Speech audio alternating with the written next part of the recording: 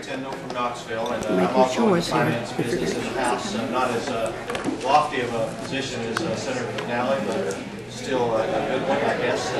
The education is the priority that I've always had in the General Assembly, and I think when you talk about K-12 education, there's been a lot of consensus that we would try and hold that harmless. It's the higher education side that I'm most worried about, because they're always sort of in front of the line when we start cutting things. And so whatever we can do to alleviate and improve education at K-12 and higher education level, that would be my top priority. I guess the only Democrat here, and maybe the only one that voted for the speaker, but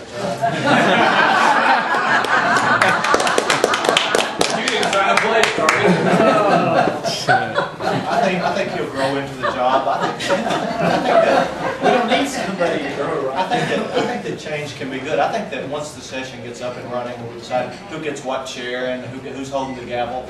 In fact, a couple of new Knox County people holding the gavel, I think that's going to be good. But we're in a situation where things will work out. I think you'll see that the same forces that have always been down there, we come from all walks of life, all industries, all points of view, those are still there. We'll solve the issues the way we have always done that. We have a lot to do, and I think it'll work out. Now, as to the media, of course, I've tried to make news occasionally. I've been on the news a few times, but if there was a fire in a community, all the media and the news cameras go to the house that's on fire. There's an awful lot of people in the community that never made the news, and I think that you'll find in the General Assembly it's much the same way. There's some people, down there, are building fires to get covered in the news, and for some time, and it's not always just to get on the news. They have sincere motives even sometimes, but most people are not trying to do that. Most of us understand what our job is and what our priorities are, and I think you'll see once we get started, things will work out. It doesn't mean that there won't be some fun things to cover, a little sensationalism.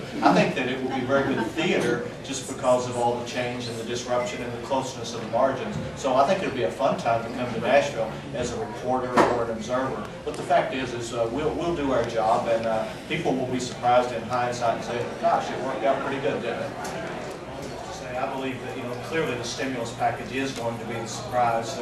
We have two unprecedented things going on simultaneously. The governor's been talking for months about the weakest tax collections we've had in memory, the biggest budget cuts anybody can ever remember, layoffs in the thousands, higher education, dramatic cuts.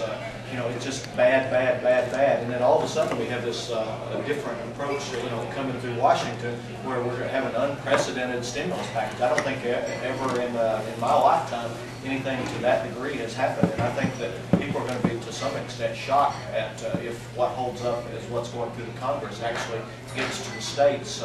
It's going to be dramatic, and it's going to alleviate much of the problem if it is a short-term problem. Now, if this persists and gets worse in terms of the economy, goes on for 2, 3, 4 years, we're all in trouble if that happens. But I believe also to say as a part of this, it is incumbent upon us to spend the money. That's the reason they're giving it to us, is to try and keep the economy from slowing down, to keep people working, to get people to start buying again, start buying the new car or the new TV, and go back out to the restaurants and such, and bring our tax base back and bring employment back. It's a cycle. We're spiraling down. At some point, you've got to stop the spiral and then start growing again. And I am hopeful that this package will do that, although there's a tremendous amount of detail that we simply don't know, and I think it's premature to get too excited until we see those details.